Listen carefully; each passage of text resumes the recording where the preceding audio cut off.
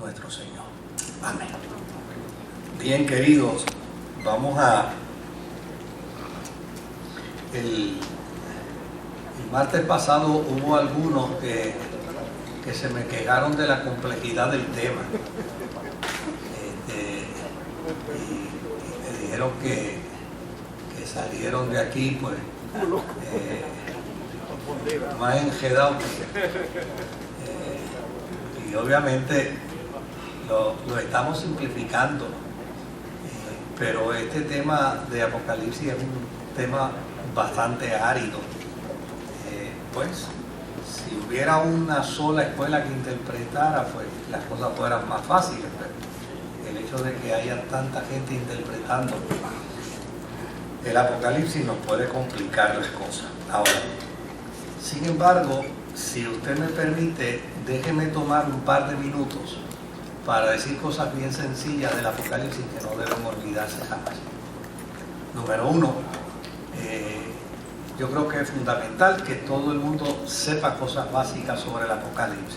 Número uno, el Apocalipsis fue escrito a finales del primer siglo. Su autor lo escribió para consolar a un grupo de cristianos que no era tan grupo nada. Era ya el Evangelio había sido expandido de manera extraordinaria por muchos lugares donde el Imperio Romano gobernaba, y en muchos de esos lugares había cristianos, y desde luego estos cristianos fueron víctimas de la persecución del imperio. Para que los cristianos fueran víctimas de la persecución del imperio en el tiempo apocalíptico se necesitaban dos cosas. Número uno, que hubiera un imperio romano gobernando, y número dos, que hubieran judíos donde el imperio romano gobernaba,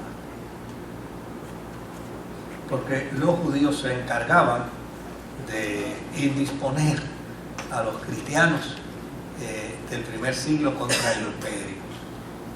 Por eso encontramos planteamientos tales como sinagoga de Satanás en el Apocalipsis. Por el otro lado, la forma y manera como se redacta el Apocalipsis pues demarca un género literario.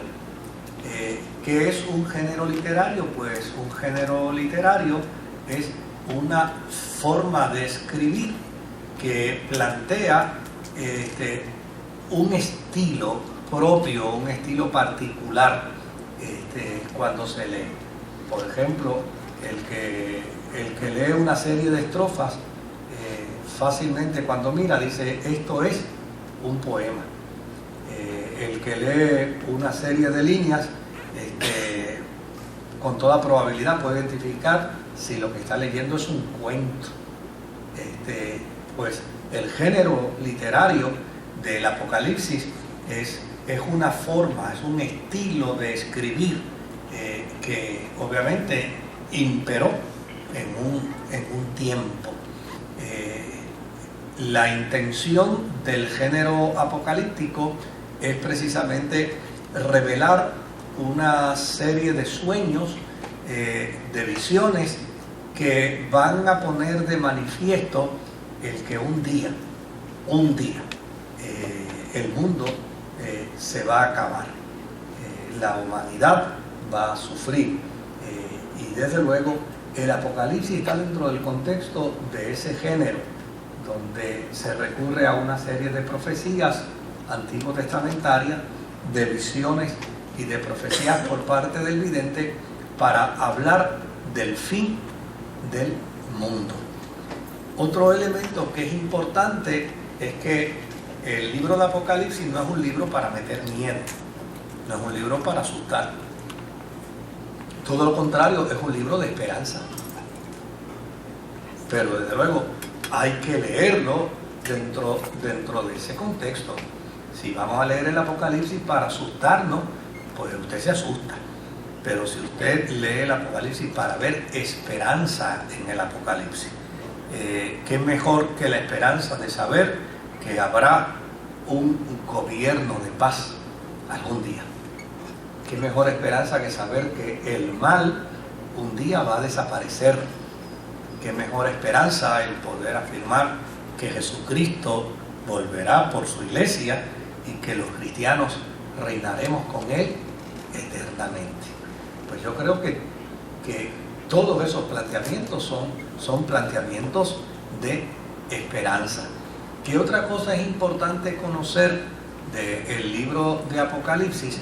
Pues es importante conocer del libro de Apocalipsis, pues obviamente que no todos los que lo leen lo interpretan de la misma manera, lo interpretan de la misma forma.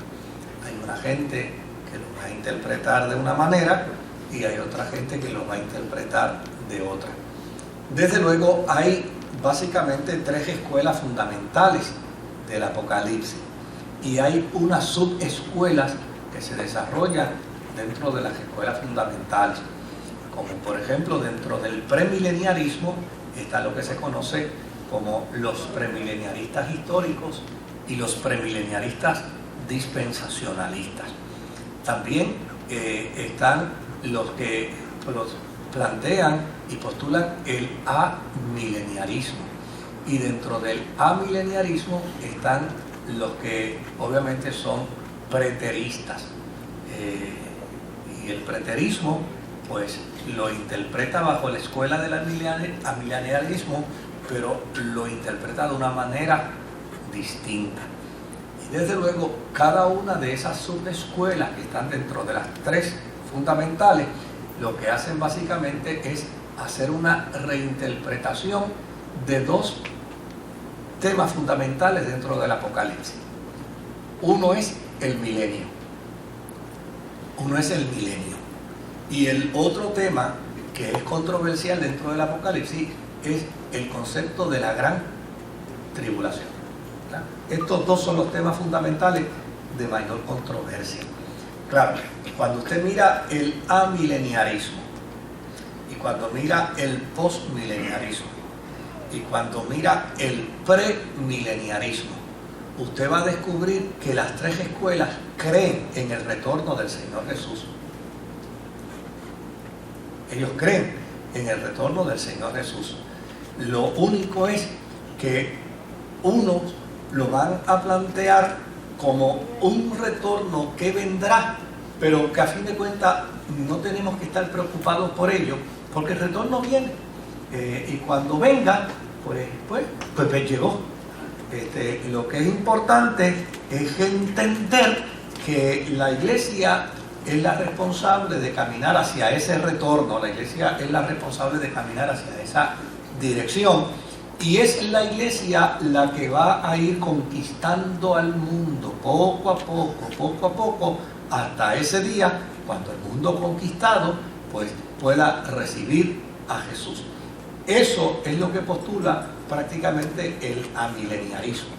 Dentro del amileniarismo pues tenemos la Iglesia Católica, Apostólica Romana, y dentro del amileniarismo tenemos también la Iglesia Episcopal, y dentro del amileniarismo tenemos también la Iglesia Luterana, y hay un sinnúmero de denominaciones que tienen planteamientos y postulaciones amileniaristas. Y desde luego cada una de esas escuelas con esas postulaciones pues van a desarrollar más o menos ese concepto. O sea, que sí habrá un día final, un día de la presencia del Señor, del retorno del Señor, pero que no tiene que ser un retorno de acuerdo a como el Apocalipsis lo presenta en esas etapas, sino más bien que la iglesia misma se encargará poco a poco de que ese evento se dé como resultado de la labor misionera, la labor que la iglesia realiza. Dentro de esa escuela está el extremo, ¿no?, que es el preterismo, y los preteristas entonces van a decir otra cosa. Los preteristas van a decir, mira, olvídate de eso de que el Señor viene, para nosotros esto no es importante, lo que es importante es entender que somos la iglesia del Señor, somos de Jesucristo, pertenecemos a Él, y en la medida en que somos prosperados, en la medida en que somos bendecidos, nosotros estamos precisamente en ese reino poderoso del Señor. Y básicamente así es como ellos lo plantean. Si en el Apocalipsis no hubiera un planteamiento del milenio y no hubiera un planteamiento de la gran tribulación, prácticamente hubiera una sola escuela. Lo que sucede es que con la cuestión esta del milenio, pues algunos cristianos dicen, pues esto va a suceder sin la existencia del milenio. Olvídate del milenio. Por eso se llaman mileniaristas. Se llaman amileniaristas porque dicen, esto va a suceder sin el milenio. Hay otros que van a decir, no, esto va a suceder con el milenio. La venida del Señor va a suceder con el milenio. Y desde luego, y ellos dicen, y va a suceder antes del milenio. Por eso se denominan premileniaristas. Entonces hay otros que van a decir, mira, esto puede suceder, pero va a suceder posterior al milenio. A fin de cuentas, el milenio no es algo tan literal como 1000 años, eso es un elemento simbólico, porque para el Señor 1000 años es como un día y un día es como 1000 años, así que no te pongas a contar los 1000 años de manera literal porque te va a enredar. Entonces, claro, ellos esperan al Señor, pero dicen, eso va a ser después. Es más, algunas de las escuelas postmilenialistas dicen, en el milenio estamos ya, desde que Cristo predicó, ya estamos dentro del milenio. Eso a grandes rasgos, ¿verdad? Porque no me gustaría que alguien me diga, hemos usado un montón de meses aquí y yo estoy tan perdido como cuando empecé, ¿verdad? Pero a grandes rasgos, esto es lo que uno va a encontrar dentro del Apocalipsis. Claro, este estudio lo que pretende es presentar todas las escuelas, como piensan, y hablar de los pros y de los contras. Porque a fin de cuentas, nadie, escuche bien, nadie tiene la revelación perfecta y absoluta del Apocalipsis.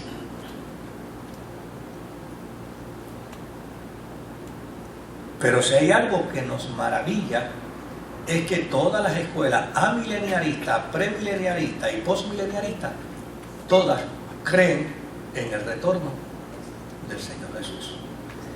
¿Quiénes tal vez pueden plantear conceptos distintos? Bueno, nuestros amigos los testigos de Jehová plantean un concepto distinto, porque nuestros amigos los testigos de Jehová entienden y creen que ya el Señor vino. Y de luego, para eso tienen varias fechas, ¿no? Ellos todavía tendrían que ponerse de acuerdo a ver en cuál de las fechas que ellos dicen vino llegó el Señor. Y por el otro lado, nuestros amigos criollos, los mitas, también ellos afirman que el Señor vino. Bueno, hay algunos movimientos evangélicos que se han ido por la corriente preterista para afirmar que el Señor vino y que estamos en ese proceso, entre ellos pues esta denominación, pero no todos los líderes de esta denominación creen igual. Algunos de ellos han dicho, eso fue opinión de nuestro fundador, no es opinión de nosotros. Por el otro lado, nuestros amigos los mormones del séptimo día tienen una posición con respecto al final de los siglos un tanto distinta y diferente, porque se acoge también a una serie de visiones de Smith para poder explicar los conceptos, digamos, escatológicos finales, apocalípticos. Pero la inmensa mayoría de los cristianos, aún la misma Iglesia Católica, que es amilenialista, cuando usted escucha el rezo de la Iglesia Católica, dentro del rezo de la Iglesia Católica, ellos dicen, creo en el Señor Jesucristo que ha de venir y juzgar a los vivos y a los muertos. Si usted escucha eso, pues están postulando y están planteando qué cosa, que el Señor viene. Ajá. ¿A qué escuela se podría acomodar a Juan? A Juan, en ninguna, ese es el culpable de todo el revolú. Hacia lo que él escribió. Sí. Ok. Si nosotros vamos a sostener la postura y la posición de Juan y de los que leyeron su carta, yo me atrevería a decir, y me van a perdonar los que tal vez por internet nos ven y nos siguen, pero yo me atrevería a decir que Juan era premileniarista. La iglesia primitiva prácticamente fue premileniarista. El premileniarismo es transformado, es cambiado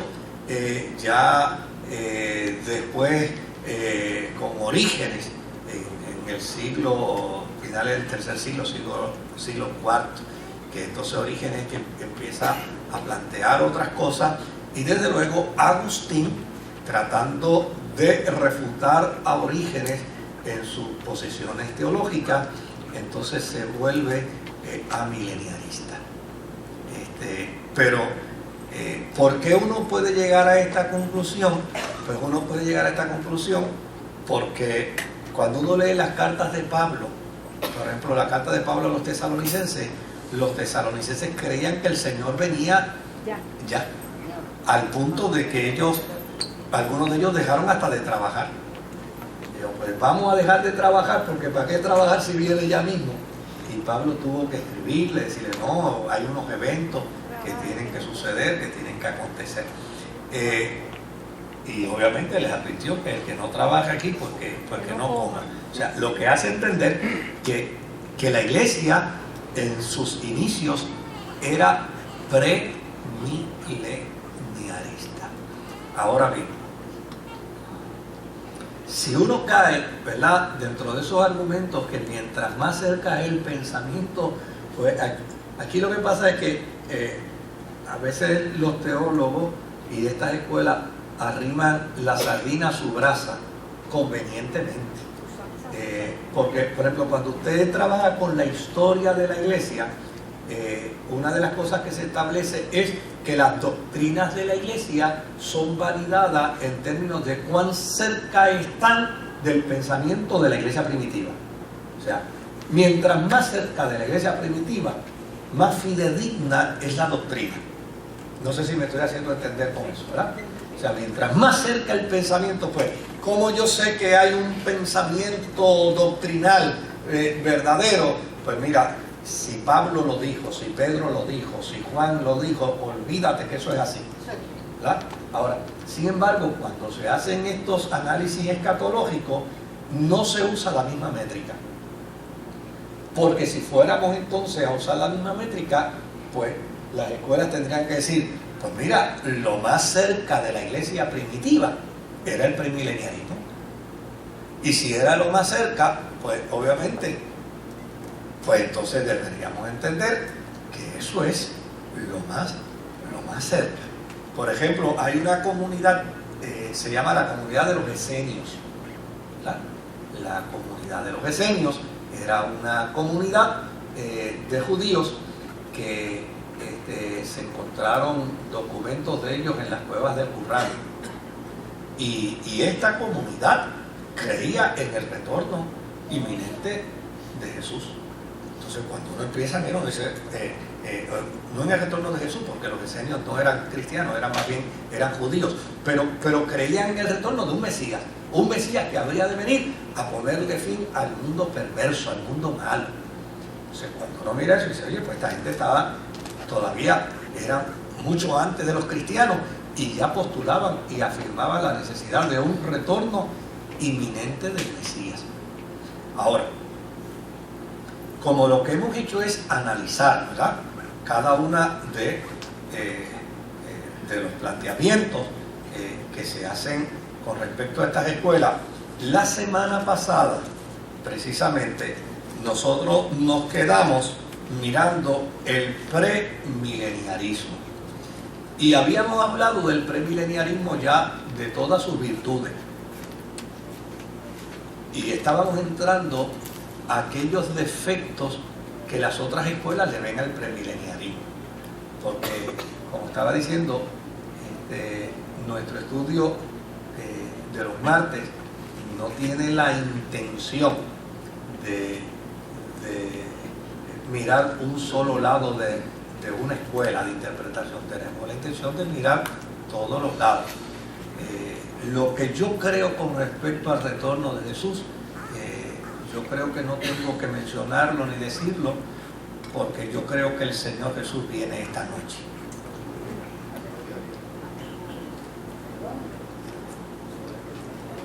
Y si no viene hoy, pues lo esperamos mañana.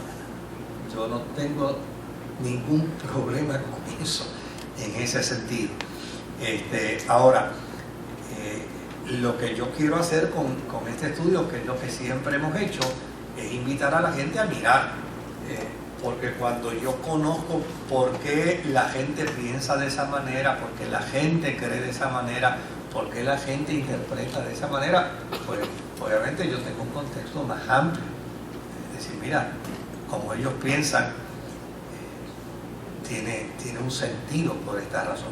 La semana pasada mencionamos que el premileniarismo trabaja con interpretaciones literales de las Sagradas Escrituras.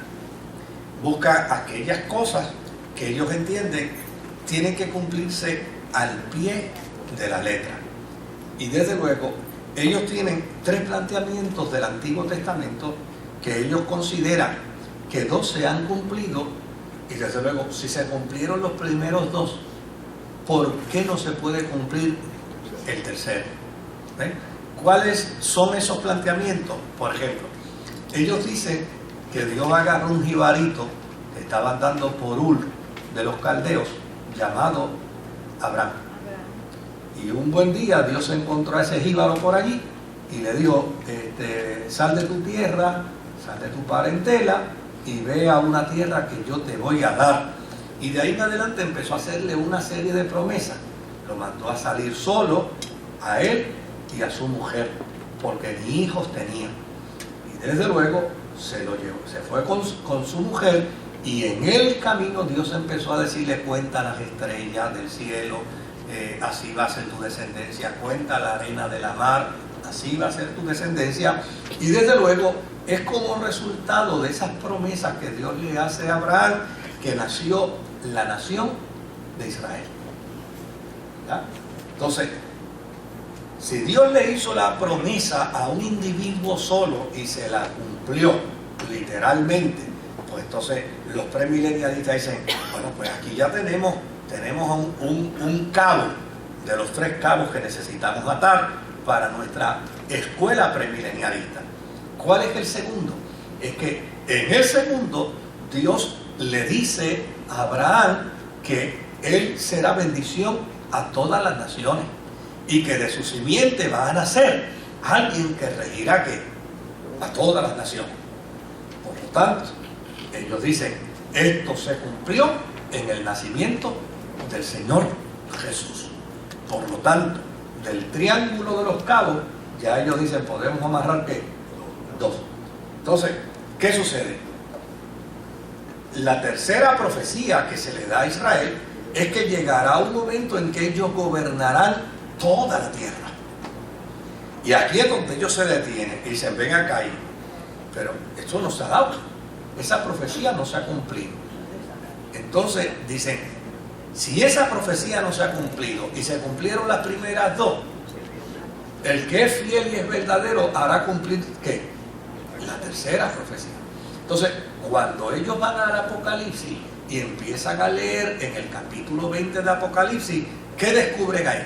Dicen, espérate, aquí es donde se cumple la profecía, porque aquí se dice que el Señor vendrá con sus santos millares, vendrá desde el cielo, establecerá su reino en la tierra, y desde luego Israel será parte de su pueblo.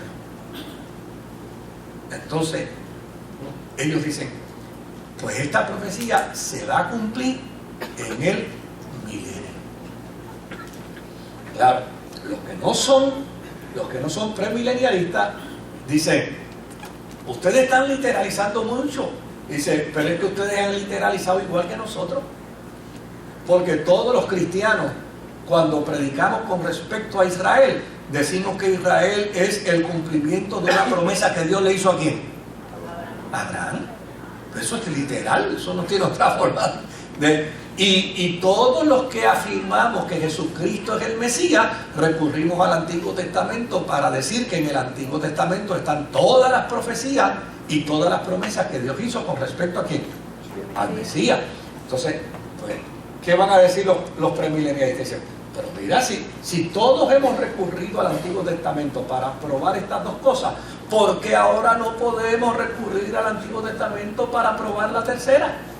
Si Dios prometió a Abraham una gran nación y se la dio, y le prometió un Mesías para redimir a toda la humanidad y lo dio en Jesús, pues también Él nos va a poner a los judíos en un momento dado a gobernar ¿qué? A gobernar toda la tierra, porque se lo prometió, y desde que se lo prometió hasta hoy no se ha cumplido. Pero como Él no es hombre para mentir, ni hijo de hombre para arrepentirse, pues a la larga lo cumplirá. Entonces, eso es básicamente lo que sostiene a la escuela premilenialista. ¿Qué dicen ellos? Que si las profecías del Antiguo Testamento se cumplieron literalmente con respecto a los dos planteamientos anteriores, no hay razón para que no se cumpla en este tercer planteamiento o en esta tercera promesa. Y eso a mí me parece que para los premilenialistas, ellos van a decir, más claro no canta el gallo. Esto está tan claro como el agua. Desde luego, los que no creen como los premilenialistas, entonces van a comenzar a hacer una serie de argumentos, que fue donde nos quedamos el martes pasado. Uno de los planteamientos va a ser el hecho de que en la Sagrada Escritura hay unos textos que no hablan en plural, que hablan en singular. Como por ejemplo, dice el capítulo 2 y verso 35 de Hechos, dice, hasta que ponga a tus enemigos por estrado de tus pies, ¿verdad? Entonces, desde luego, los premilenialistas postulan y afirman que va a haber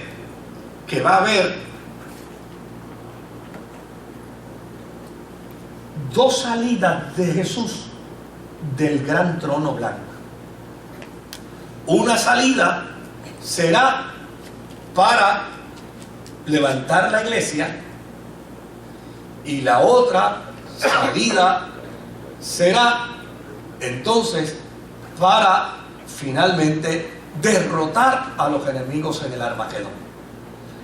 Y ellos dicen que bajo ninguna circunstancia Jesús habló de dos salidas de su trono, sino que habló de una. En el verso 11 del capítulo 2 de Hechos dice, así que exaltado por la diestra de Dios y habiendo recibido del Padre la promesa del Espíritu, ha derramado esto que vosotros veis y oís. Y el verso 34 dice, porque David no subió a los cielos, pero él mismo dice, dijo el Señor a mi Señor, siéntate a mi diestra hasta que ponga a tus enemigos por estrado de tus pies. Entonces ellos dicen, es imposible que si hay una sola profecía de un solo levantamiento del trono de Jesús, entonces que se den dos. Porque ellos dicen, todavía hay enemigos que Cristo tiene que vencer. Como por ejemplo el falso profeta, el anticristo y el último enemigo en vencer, que es la muerte. Y ellos dicen, pues entonces, aquí dice que hasta que Él no venza al último enemigo, no se va a levantar de su trono. Entonces, esto es lo que hace que haya una escuela que diga, yo creo en el retorno de Jesús. Lo que yo no creo es que Jesús va a salir 2 veces de su trono para intervenir en la tierra. Esa es la diferencia número 1. ¿Cuál es la diferencia número 2? No se me pierda a nadie aquí ahora. ¿Verdad? Es que ellos dicen que los premileniaristas hablan de 3 días de juicio. Ellos dicen que habrá el juicio del tribunal de Cristo, ¿verdad? Donde ese juicio será un juicio de obras para la iglesia. Y que habrá un juicio para las naciones. Y que habrá entonces el juicio del gran trono blanco. Y los post-tribulacionistas o los amileniaristas van a decir, mira, realmente no hay 3 juicios. Lo que hay es un solo juicio. Pero si usted se da cuenta, no se está discutiendo lo fundamental. Lo fundamental no está en discusión. Lo que está en discusión aquí es el cómo. Es el cómo. Unos dicen que saldrá del trono blanco 3 veces y otros dicen una sola vez. Los otros dicen habrá 3 juicios y ellos dicen un solo juicio. Pero eso es todo. O sea, no se está negando el retorno del Señor. Lo único que se está planteando aquí es cómo será ese retorno, ¿verdad? Ahora, si miramos la cita bíblica, dice Hechos capítulo 17, versículo 10 y versículo 31, dice: pero Dios, habiendo pasado por alto los tiempos de esta ignorancia, ahora manda a todos los hombres en todo lugar que se arrepientan, por cuanto ha establecido, verso 31 de Hechos 17, por cuanto ha establecido un día en el cual juzgará al mundo con justicia. Por lo tanto, los amileniaristas dicen, chicos, ¿por qué ustedes, premileniaristas, dicen que son 3 días de juicio? Cuando aquí dice con perfecta claridad que será un solo día. Oiga, pero eso es materia de discusión. Eso todavía sigue siendo una materia de discusión, porque para un juicio se pueden reunir varios meses y sigue siendo un solo ¿qué? Se está viendo un solo juicio. Entonces ahí es donde empiezan, porque no podemos olvidar que la teología es un mundo filosófico, y dentro de lo filosófico está pues todas las técnicas de argumentación, todas las técnicas de apologética, que son técnicas de defensa de los planteamientos. Y desde luego, pues uno dice, mira, literalmente es un solo juicio. Y dice, ay, tú me acusas a mí de literal porque hablo de 3, y sin embargo tú estás literalizándolo en 1. ¿Se da cuenta? Sí. No tiene... ¿Qué importancia puede tener? Pues esto puede tener la importancia de aquellos que se adhieren. O sea, mira, usted va donde un premileniarista del corazón del rollo, y usted le dice a ese premileniarista del corazón del rollo que usted no cree nada más que en un solo día de juicio, y usted no cree nada más que Jesús va a salir del trono una sola vez, y lo manda a convertirse. Es capaz de decirle que usted ni se levanta en el rapto, la venida del Señor, porque a fin de cuentas tienen el celo de su interpretación. Porque uno de los problemas que se tiene dentro del marco interpretativo es que muchas veces la gente, cuando interpreta la escritura, usted lo ha escuchado, cuando la gente interpreta la escritura muchas veces son capaces de decir que eso fue lo que Dios les reveló, lo que el Espíritu les reveló. Y entonces, imagínense, cuando alguien me dice a mí, esto me lo reveló Dios, mire, yo no voy a discutir con él. Ahí se acabó la discusión. Claro, Heraldo de Ávila dice que lo próximo a preguntar es cuán justo es Dios, que a uno no se lo revela y hay que estudiarlo por muchos años, y a otro en un ratito se lo revela y no lo pone a estudiar. Entonces dice, ahí es donde yo tengo la preocupación, la justicia de Dios en la revelación de los documentos bíblicos, porque hay unos individuos que están toda la vida estudiando un capítulo para entenderlo, y a este no estudió nada y ya sencillamente Dios se lo reveló. Entonces dice, no considero que es justo que Dios ponga a uno a estudiar y a otro sin estudiar le dé A en el examen. Ah. Claro, sí, sí. A ti te es suficiente creer. Sí. Por eso, es más, mire, no, hombre, lo que es interesante es, mire, lo que es interesante, probablemente, sí, en algunos países hay escuelas que están, denominaciones que están definidas, bien claras, con sus posiciones doctrinales y dogmáticas, pero bien claras. Pero Puerto Rico es una excepción a la regla. Usted nació o vino a vivir, si no es puertorriqueño, usted vino a vivir al país de las maravillas, donde los calvinistas y los arminianos adoran a Dios juntos, y los pentecostales y los pentecostales también. Es más, usted puede ir a veces, como yo he ido a una iglesia pentecostal que no he escuchado un aleluya en todo el culto, y he ido a una iglesia histórica que se supone que solamente hagan así, y se pasaron toda la noche diciendo aleluya. Entonces uno dice, pero mira qué cosa interesante, porque en Puerto Rico, mira, yo he escuchado predicadores puertorriqueños predicar en contra de Calvino, tirarse un sermón de 1 hora en contra del calvinismo, y después que terminan de predicar 1 hora en contra del calvinismo, entonces hacen un llamado a conversión. Dicen, el Señor me muestra que aquí hay 60 personas que hoy se van a convertir. ¿Y sabe qué es eso? Eso es predestinación calvinista. Y digo, pero ¿dónde estuvo 1 hora? Óigame, y han pasado 48 y dice que no, a mí el Señor me dijo que son 60 y Él no se equivoca. Entonces se echa otra hora más en lo que llegan los 12. Que yo no sé si son de la misma iglesia, pero dice, bueno, para acabar de irnos del culto se levanten 12 y nos vamos, pues. Si no, nos vamos a quedar toda la noche aquí hasta que aparezcan los 12 de este. Pero se da cuenta, o sea, en Puerto Rico ese problema realmente no lo tenemos.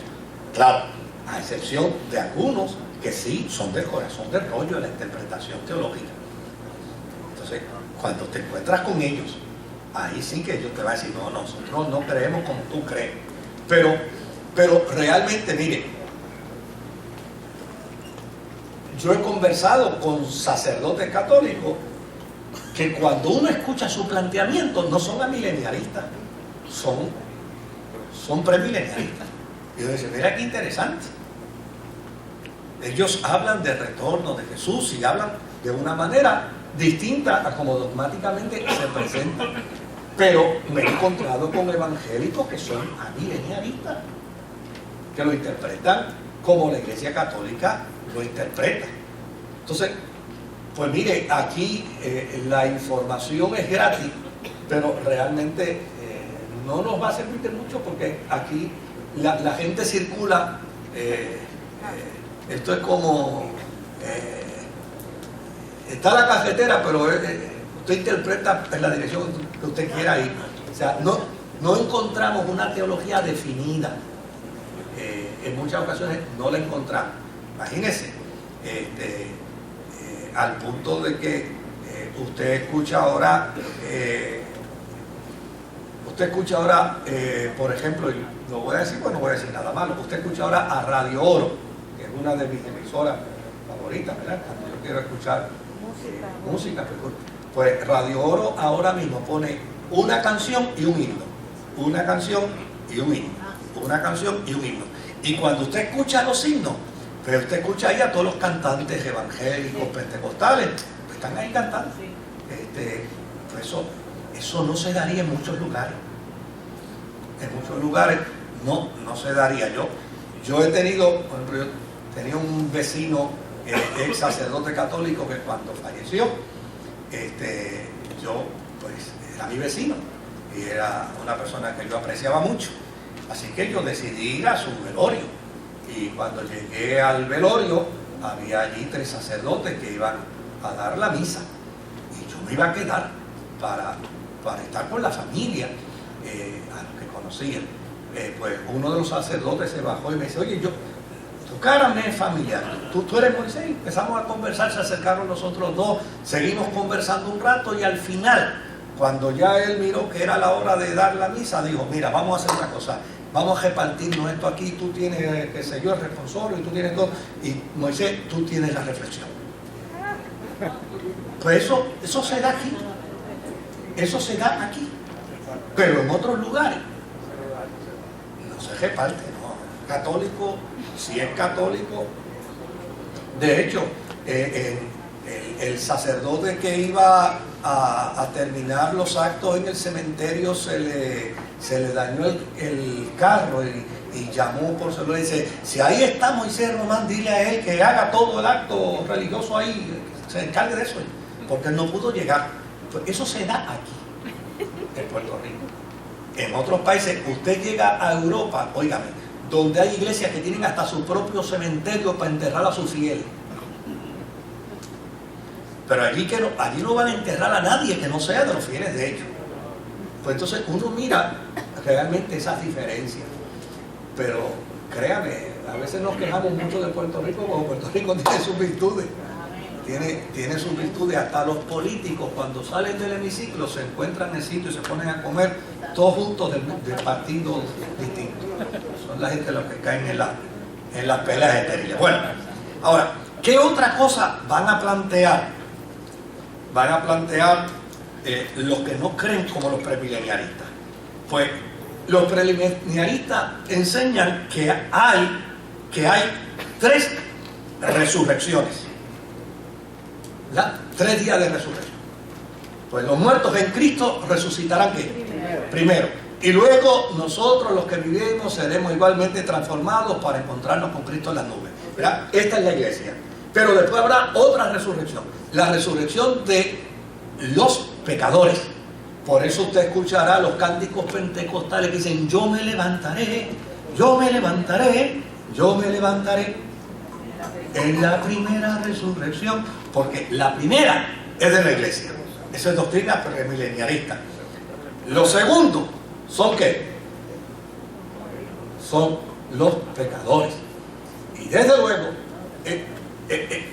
en ese planteamiento, no, porque los vivos lo que son transformados, no serán resucitados.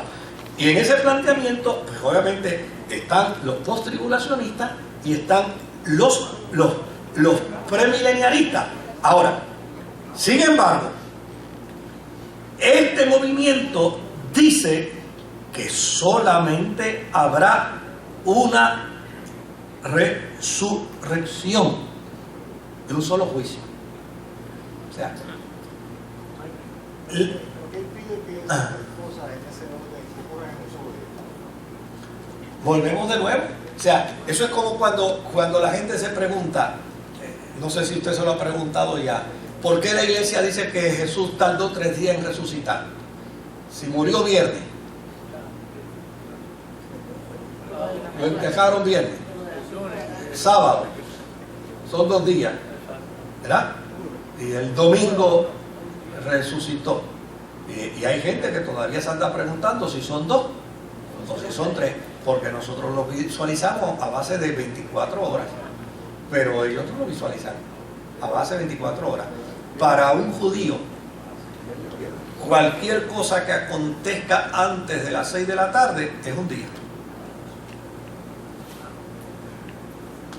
nosotros no hacemos esa diferencia. Entonces, desde luego, este planteamiento realmente puede, claro que son rebatibles, pero es caer en la trampa de estar el día y la noche en una discusión que nos va a llevar hasta el momento que el Señor venga. Sí, yo estaba una vez aquí en la Kennedy, en un dealer de autos donde un amigo mío era el gerente, y llegó un hermano y me dice, pero ¿tú crees que la iglesia pasa por la gran tribulación o tú crees que no pasa por la gran tribulación? Le dije, mira, yo te voy a decir con toda honradez, yo entiendo desde el punto de vista lógico que yo no tendría que poner a un ser humano a una vida de crisis para después declararle a mi esposa. Porque ¿cómo yo voy a poner a mi esposa a sufrir una experiencia de crisis como requisito para casarme con ella? Me dice, entonces tú. Le digo, no, yo te estoy diciendo que son preguntas que yo tengo que hacerme. Pero entonces me dice, no, mira, yo te voy a probar a ti que la iglesia pasa por la gran tribulación. Y cuando él terminó de hacerme todo su planteamiento, que tuve que esperarlo como 40 minutos en sus argumentos y en sus textos, yo le dije, mira, vamos a hacer algo. Vamos a esperar que él venga. Vamos a resolver esto, chicos, porque todavía no me ha convencido. Pero vamos a hacer algo, esperamos hasta que él venga. Cuando él venga, pues entonces, si fue después de la tribulación, pues yo te digo que tú tenías razón. Pero chicos, sé honesto, si fue antes de la tribulación, búscame y dímelo, mira, tú tenías razón. Porque es que nos vamos a pasar la vida en una discusión que es prácticamente estéril.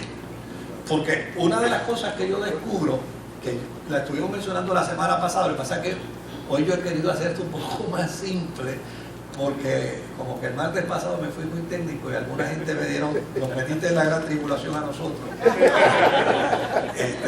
Pero una de las cosas que yo descubro dentro del planteamiento es que los que acusan a los premileniaristas los acusan de muy literales. Pero los que están haciendo la defensa contra ellos están citando literalmente los textos también. Y entonces, pues lo que es igual no es ventaja. Si ellos también lo hacen de forma literal, pues precisamente están acusando a los premileniaristas de literal y ellos están en el mismo literalismo. Ahora, ¿cuál es el último de los argumentos contra nuestros hermanos premileniaristas? Que créame, a mí me hubiera encantado haber invitado a algunos de ellos para que pudieran estar con nosotros y pudieran ellos mismos hacer su planteamiento. Es que los premileniaristas enseñan que los creyentes y los incrédulos han de resucitar y ser juzgados en 2 días distintos. Pues porque los premileniaristas dicen, mira, a la iglesia se le va a juzgar por otras cosas. No es un juicio de condenación, simplemente es un juicio para que encaremos unas realidades que obviamente pues se dieron en la iglesia, de las cosas que yo pude haber hecho por Jesús y no las hice. Hay gente que dentro de esa misma escuela se hace la pregunta y dice, pero ¿y para qué me van a enjuiciar si después me van a meter en la gloria? ¿Se da cuenta? O sea, dice, pero ven acá, pero me van a meter en un juicio para crearme un sentimiento de culpa y después decirme bienvenido a la gloria, bienvenido a la eternidad. Entonces, dentro de la escuela hay gente que se hace la pregunta, ¿verdad? Pero ellos dicen que no, ellos dicen no. El juicio es un solo juicio para todo el mundo. Los incrédulos y los crédulos van a estar todos en un mismo juicio. Pero el mismo planteamiento hacen entonces los otros, dicen, ven acá, entonces la iglesia tendrá que sufrir el escrutinio de los incrédulos dentro de un juicio donde se les va a confrontar por lo que pudo haber hecho y no hizo. Cuando usted viene a darse cuenta, como que estamos gastando energía, esfuerzo, materia gris, pensamiento, para cosas que realmente no son del todo importantes. Y por último, entonces nos vamos a topar con nuestros hermanos postmilenialistas, ¿verdad? No olvide que aquí el asunto es el milenio. El milenio es el hizo aquí. Si no estuviera el milenio, no habría muchos problemas. Pero el asunto aquí es el milenio. Y otro problema es la gran tribulación, ¿verdad? Los amigos postmilenialistas, obviamente, plantean que el segundo advenimiento de Cristo será posterior al milenio. Es decir, los premilenialistas dicen que viene antes del milenio. Los postmilenialistas dicen que vendrá después del milenio. Pero vendrá a ser lo mismo. Los postmilenialistas dicen que Él vendrá para establecer un reino de progresiva justicia y rectitud. O sea, lo que va a hacer el Señor dentro del marco del post, del pre y del a, dentro de las escuelas, básicamente es lo mismo. No hay diferencia entre uno y otro. No la hay. La única diferencia está en el cómo. Es donde único hay diferencia. Claro, de todas estas escuelas, con toda honradez, con la que más yo tengo reparo es con el preterismo.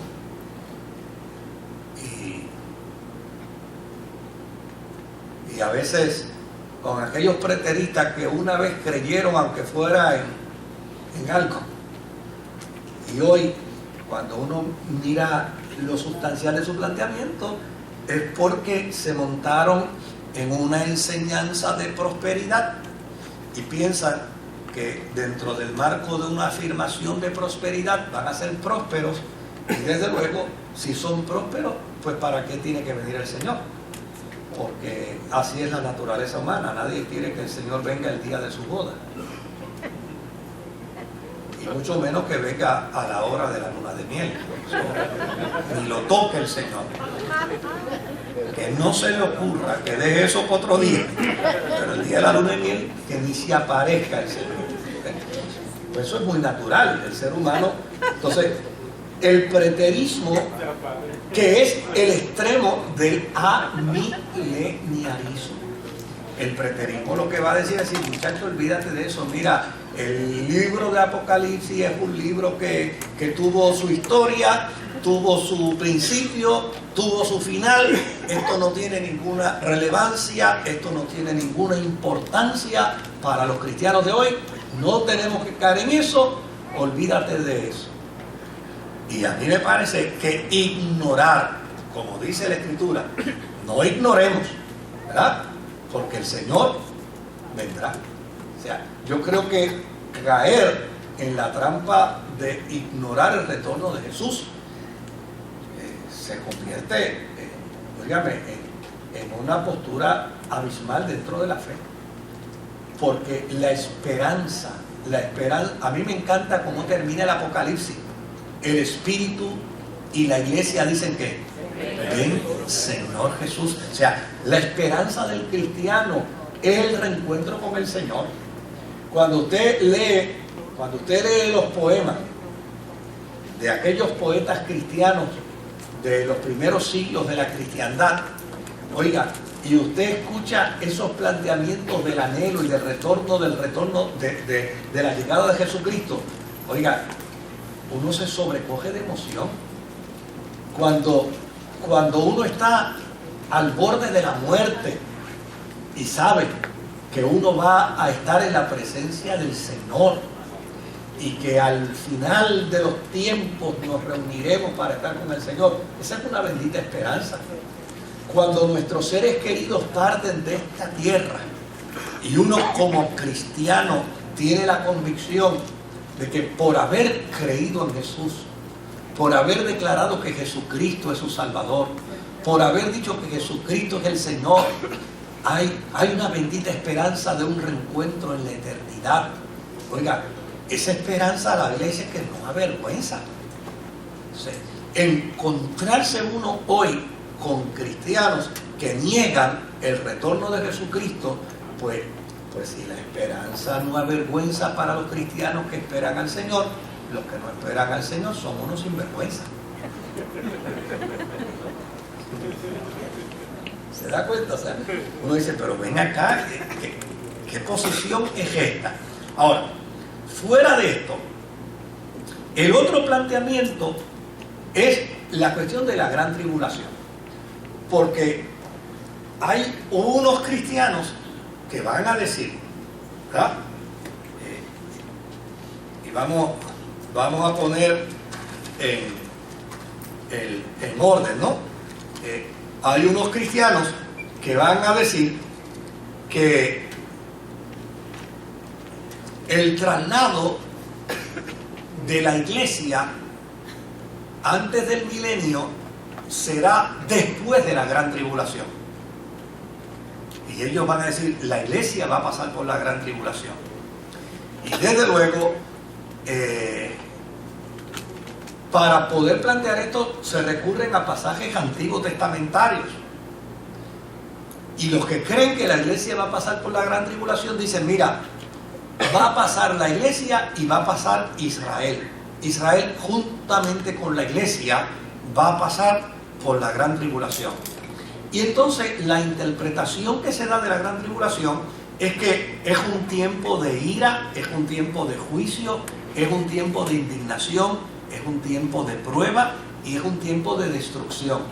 Entonces, cuando uno mira el concepto de la gran tribulación frente a aquellos que dicen la iglesia va a pasar por ahí, uno se tiene que preguntar, pero ¿qué padre amoroso es este que va a pasar por el mismo crisol a los buenos y a los malos?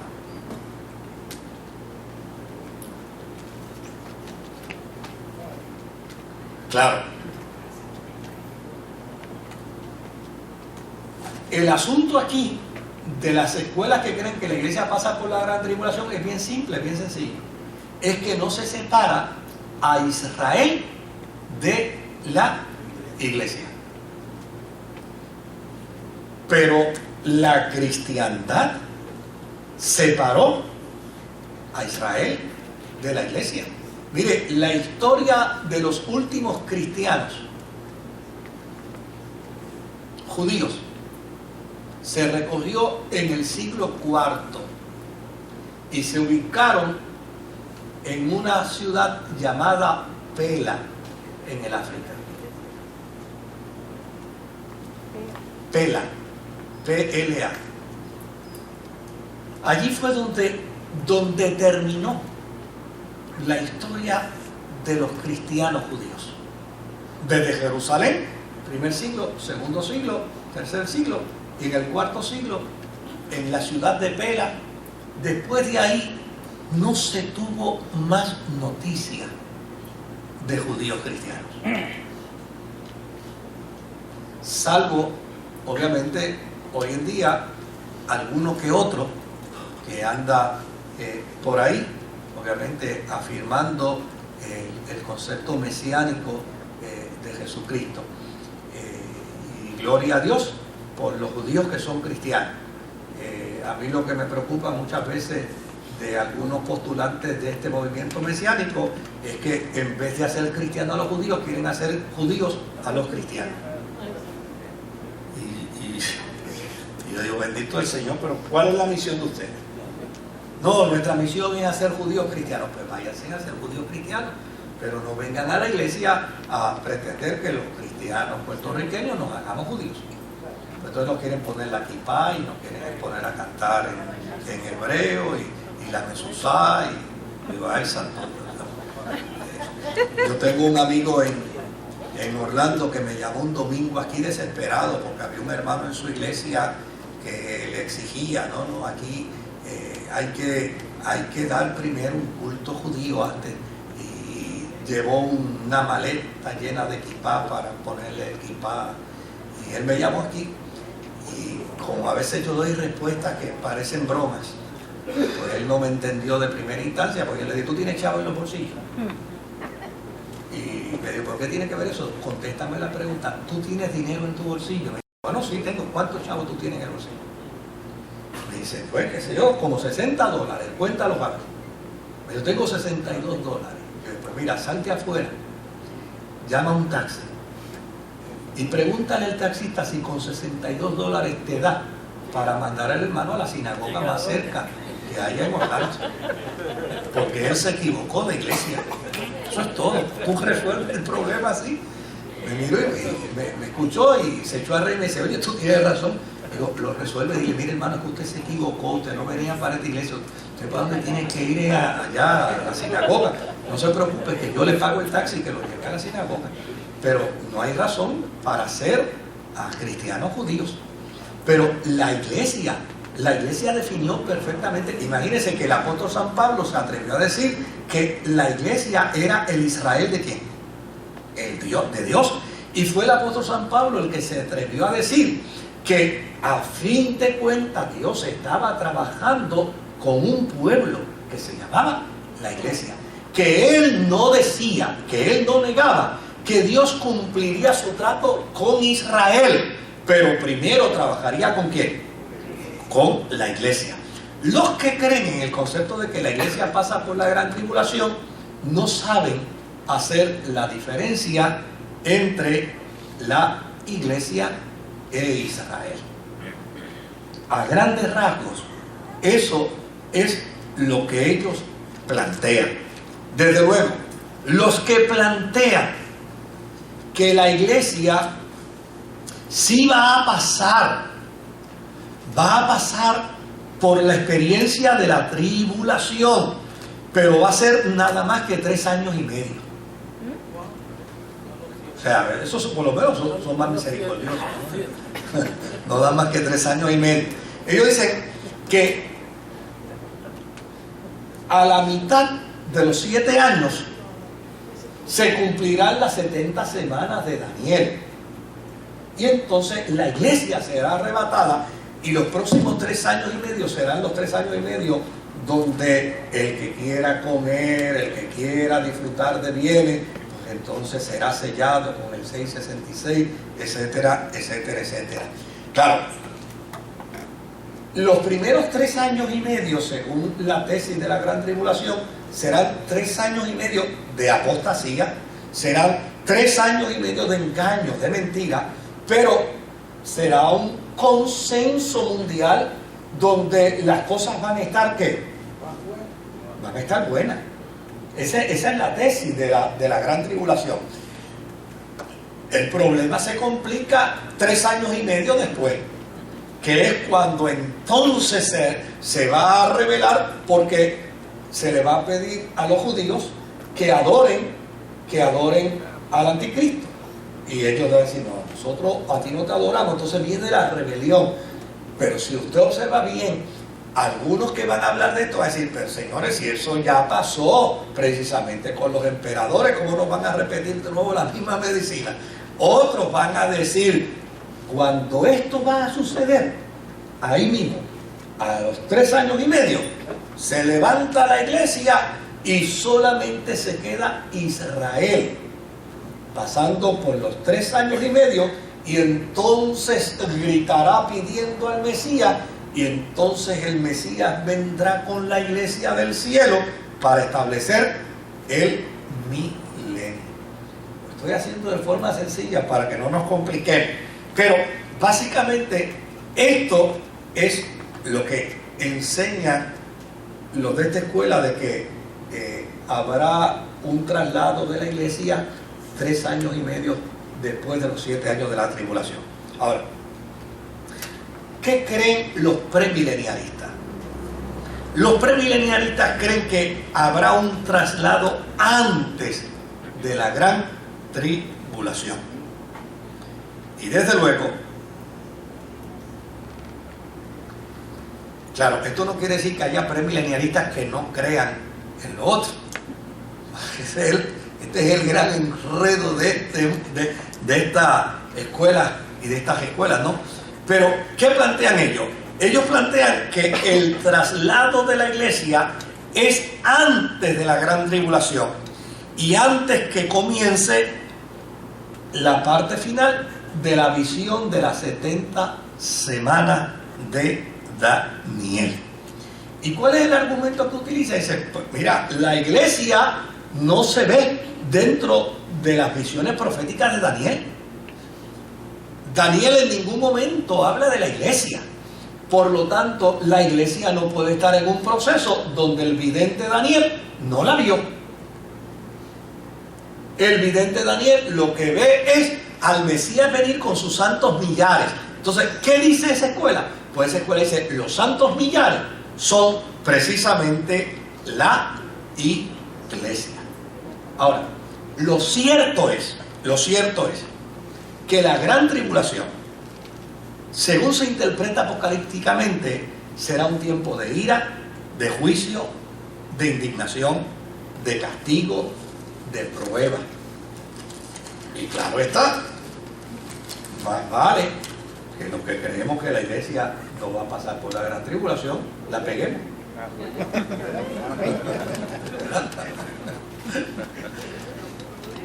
Ahora, todo este complejo de interpretación que yo estoy tratando de simplificar, ¿verdad? Pues presenta una serie de órdenes. ¿Cómo se va a dar? Ya dijimos que prácticamente las tres escuelas fundamentales, amileniarista, premileniarista y postmileniarista, todos creen en el retorno de Jesús. Todos creen en el retorno de Jesús. En ellos están los católicos, en ellos están los evangélicos, en ellos están los pentecostales, en ellos están los adventistas del séptimo día. Pero cada uno de ellos lo va a ver dentro del marco de esas tres escuelas. O sea, que no piense que porque creen en el retorno de Jesús, necesariamente piensan igual, porque no piensan igual. Unos creen que viene por el norte, otros creen que viene por el sur, otros creen que viene por el este y otros creen que viene por el oeste. Así que a la hora de usted encontrarse con ellos, pues probablemente en la afirmación de que el Señor viene, todos están de acuerdo. Pero cuando empiezan a discutir cuándo es que viene, cómo es que viene, ahí es donde van a empezar las diferencias. Claro, ya mencioné que hay quienes niegan el retorno de Jesús, que es nuestros amigos testigos de Jehová, porque los testigos de Jehová realmente no son preteristas.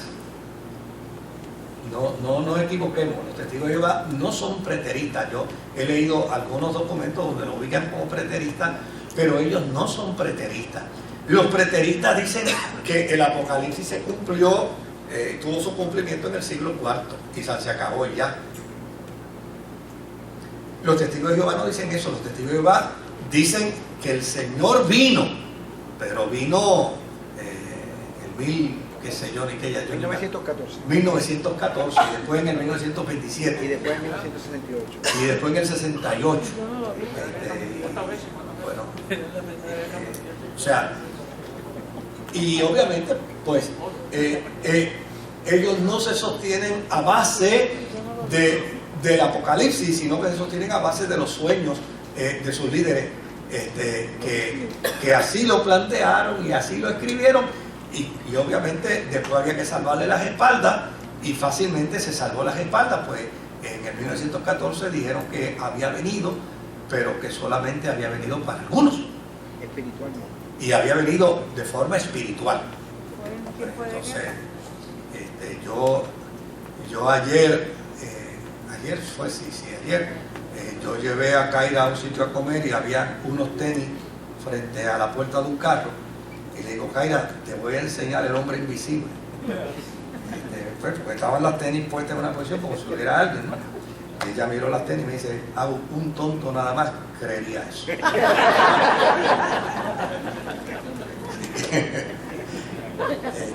Pues obviamente para nuestros amigos los testigos de Jehová dicen, él vino en el 1914, pero ven acá y me dice, no, lo que pasa es que vino de forma espiritual y en las cosas espirituales pues obviamente pues no hay que discutir eso mucho, eso solamente lo van a entender los espirituales. Los mitas niegan el retorno de Jesús, pero no porque sean preteristas. Ellos niegan el retorno de Jesús porque ellos dicen que vino en mitad. Ya vino en mitad, y si vino en mitad, esa es la segunda venida. Por lo tanto, ya no tiene que volver. ¿Ah? Entonces, desde luego, lo que es importante dentro de esto es que veamos que la inmensa mayoría de la cristiandad cree en el retorno del Señor Jesús, a pesar de que lo creen en 3 escuelas distintas y como en 7 subescuelas dentro de las 3 escuelas, ¿verdad? A mí me encantaría hablar de esto, pero en un curso donde la gente tenga que pagar y paguen mucho para que no se vayan, pero si uno empieza detalladamente se va uno, a lo mejor hasta el maestro mismo se excusa y se ahora, si vamos a dar aproximación, ¿verdad? Si vamos a dar aproximación a las 3 escuelas fundamentales, usted no me conteste, no, nadie levante la mano para decir, pero si vamos a dar aproximación, pues uno puede sentirse cómodo y puede sentirse libre de decir, pero mira, a base de esta información yo le doy aproximación de interpretación a X escuela. Y con toda honradez, cuando yo miro la escuela premileniarista y veo que fue la escuela que de primera intención interpretó la escatología cristiana, pues sin lugar a duda uno dice, óyeme, esta escuela hay que verla en sus méritos y hay que verla con una postura de deferencia, porque a fin de cuentas una de las reglas que la cristiandad estableció es que mientras más cerca esté la doctrina de los orígenes, más validez tiene. O sea, si yo voy a escuchar una historia de una familia y la escucho del nieto primero, del nieto, pues le puedo dar la validez, ¿verdad? Pero si después me la cuenta el abuelo, y digo, ve acá, pero al nieto se la contaron, el abuelo estuvo allí. Pero si viene después el bisabuelo y dice, mira, realmente él no estaba, yo se la conté. Entonces uno va a decir, espérate, entonces, desde luego, el nieto puede tener información, el abuelo tiene que tener mejor información y el bisabuelo tiene que tener ¿qué? Mejor información.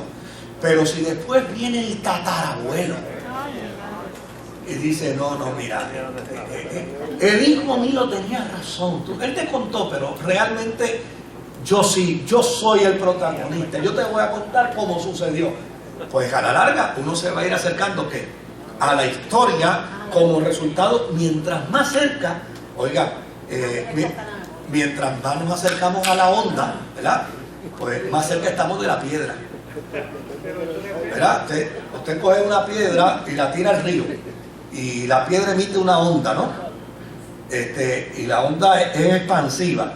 Mientras más cerca usted está de la onda, más cerca está de la piedra, más cerca está del origen, de lo que provocó la onda. Pues cuando usted escucha la información, pues entonces, obviamente, pasa que Dávila ya está allá especulando diciendo, y si tiene Alzheimer,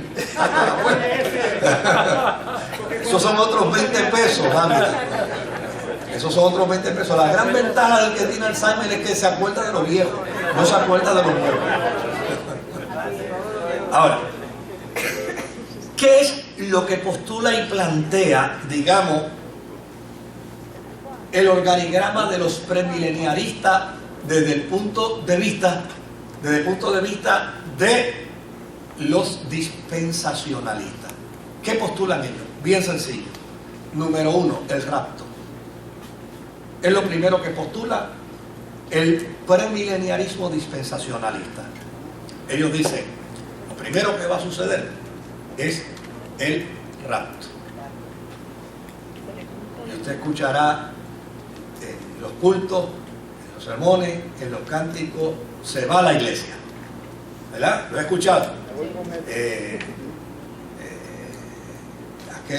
Bueno, yo le pudiera cantar decenas de cánticos de esa índole, afirmando el rapto. ¿Qué dicen entonces? Lo próximo después del rapto es la gran tribulación. La gran tribulación. ¿Qué viene después de la gran tribulación? La segunda venida de Cristo. Sí. Sí, porque el rapto, ellos dicen que realmente no es una segunda venida. El rapto es un encuentro de la iglesia y el Señor en las nubes. Sí. Sí. Entonces, después del milenio, ellos dicen que viene la guerra del Armagedón. Después de la segunda venida, no, después del milenio. Segunda venida, luego milenio, luego Armagedón, y luego viene entonces la destrucción final. Y en el punto séptimo, entonces viene la eternidad. ¿Ya le dieron? Ya se le dio. Están dando agua ahora sí. Yo estoy acá observándolo, estoy pendiente por cualquier cosa. Sí. Y después concluye con la eternidad. Eso es prácticamente lo que cree la escuela premilenialista dentro del dispensacionalismo. Acuérdense que el premilenialismo, por un lado es histórico y por el otro lado es dispensacionalista. Claro, no tenemos tiempo para más, pero la semana que viene, el martes que viene, les vamos a presentar cada uno como cree. Y usted lo anota y se lo lleva y lo mira y lo evalúa y lo pondera. Y entonces pues se puede leer 15 o 20 libros para más o menos cuando el Señor llegue usted esté terminando y sepa algo. Quise simplificarlo porque el martes pasado como que nos fuimos un poco técnicos y entonces mejor hacerlo un poco más simple, porque a fin de cuentas nadie se salva por entender el Apocalipsis. Nos salvamos por creer en Jesús. Amén. Pero si hay algún comentario, adelante. Pastor, en estos días pues Sí. Los estudios del Apocalipsis pues a mí me han llevado a 3 conclusiones. Ajá. Y una es que mientras más estudio, más consciente estoy de lo ignorante que soy.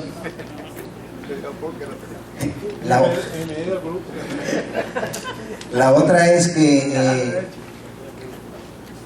en este momento yo entiendo que tengo la verdad, pero también entiendo que hay la posibilidad de que pueda estar equivocado, porque eso es lo que porque el Apocalipsis para mí, cuando usted mira a hombres de la talla de Agustín, que aportó tanto a la iglesia, con una posición que yo en nada estoy de acuerdo con ella. Sí. Y vemos por el otro lado a Justino en su diálogo con Trifón, que fue preciso en lo que dijo, fue 100 años antes de Agustín. Estaba más cerca de la piedra. Sí, estaba más cerca de la piedra. Ahora, miren lo que dijo Agustín. De los 22 libros, en el libro 20 dice: el mismo Jesucristo, Señor nuestro, dice: ninguno puede entrar en casa del fuerte y saquear su hacienda, sino atando primeramente al fuerte, queriendo entender por el fuerte al demonio. Y él dice en Juan, cuando habla de ese ángel que vino y ató al demonio, era lo que estaba haciendo en ese momento, que estaba atando al demonio. Pero Agustín dice eso en el siglo IV. Y él decía que entonces ya el demonio estaba atado desde que Jesucristo estaba en la tierra. Y decía Agustín también que la resurrección ya había sucedido. Cuando usted aceptó a Jesucristo como su Salvador, pasó de muerte a vida. Ese es el milenario. Entonces yo me voy a Pablo, y Pablo tenía dos individuos con unos nombres rarísimos. Uno se llamaba Himeneo y el otro Fileto, que dice que pervierten y trastornan la verdad diciendo que la resurrección ya sucedió. O sea que ya tenía el mismo problema él allá antes de Agustín. Y yo digo, wow. Pero ¿qué dice Agustín? Que ya el demonio fue atado. Más sin embargo Pablo dice, ¿dónde es que lo dice? Juan, dice Juan, en 1 Juan 5 dice: sabemos que somos de Dios y el mundo entero está bajo el maligno. ¿En qué quedamos? ¿Está atado según Agustín o según dice Juan? Que está el demonio, o sea, tiene el poder. Porque cuando Cristo venga a la tierra, él va a tener el poder del mundo entero. No es solamente de la iglesia, porque Cristo ciertamente reina en la iglesia ahora. Entonces, los amilenaristas, yo tengo un problema con la pronunciación. Hablan de que la iglesia tiene que pasar por juicio. ¿Cómo es posible que la iglesia tenga que pasar por juicio si ya fue perdonada? Y dice que los juicios los echó a la fondo de la mar. ¿Y para qué me va a llevar a juicio otra vez? Pero mire lo que dice Juan 5:24: de verdad os aseguro, quien escucha mi palabra y cree en aquel que me envió, tiene vida eterna y no va a juicio. O sea, tan claro está ahí que yo no sé cómo ellos pretenden que vayamos a juicio cuando ya Cristo nos perdonó. La palabra dice que sí, que vamos a estar ante el Bimán. O sea, ante el Bimán es cuando un juez en el tiempo antiguo se paraba para darle el premio al que terminaba la carrera, pero no era para condenar, era para dar premios nada más. Y la iglesia para mí pasa por eso nada más. Dicho eso, el Salmo 65:20 destroza todo aquello de que el milenio está sucediendo en este momento, en aquel momento en particular, porque el 65:20 en adelante no sucede nunca. O sea, todavía no ha sucedido ni tampoco sucederá en la vida eterna, solamente en el milenio que cabe, en ningún otro lugar. Yo, con toda honradez, a mí me parece que uno debe tener posiciones. Lo que es importante dentro de las posiciones es que tengamos la suficiente humildad como para entender que mi posición no es la última. Eso es lo que es importante. Yo me topo con personas que no creen como yo. Bueno, pues está bien, perfectamente. Yo no tengo por qué decir tipo el diablo, que el diablo te va a ayudar. No, pues, si no crees como yo, ese es tu perfecto derecho. Pero esta es mi posición. Esto es lo que yo creo. Y obviamente, si yo me ubico dentro del contexto de una posición escatológica, con toda honradez, a mí me hace sentido el premilenialismo. ¿Que tengo preguntas? Sí. ¿Que me preocupa que tengan una vertiente abierta y que una de ellas sea el dispensacionalismo y que una facción del dispensacionalismo haya sido tan exagerada? Sí. Pero a fin de cuentas, yo creo que era lo más cerca que tenía la iglesia primitiva.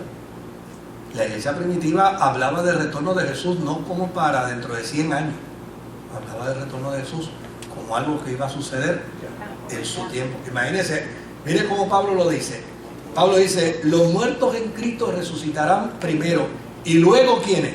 Nosotros. Imagínense que cerca estaba. Él se incluía. Y luego nosotros seremos igualmente transformados. O sea, así era la posición de la iglesia primitiva, de la inmediatez. Y yo, obviamente, haciendo la separación, ¿verdad?, de algunas cosas que sí, pues dentro del dispensacionalismo pregunto, y dentro del pero aún con los defectos que pueda tener el premileniarismo, créame que para mí es la escuela más cerca en cuanto a interpretación apocalíptica se refiere. Los demás tienen mi respeto y tienen mi admiración, y yo no tengo ningún problema con ellos, porque a fin de cuentas creen que el Señor viene, ¿verdad? Yo donde tengo mis serias dudas es cuando me encuentro con un preterista que dice, ¿para qué vienes si yo estoy bien? Vamos a verte si te vas en quiebra, vamos a verte si te vas en crisis, a ver si entonces no vas a querer que vengas. Porque son como resultado de su conveniencia personal. Pero cuando uno ve estas escuelas, como bien tú has presentado, uno descubre que tienen posiciones muy nobles y muy buenas. Vamos a concluir. Vamos a orar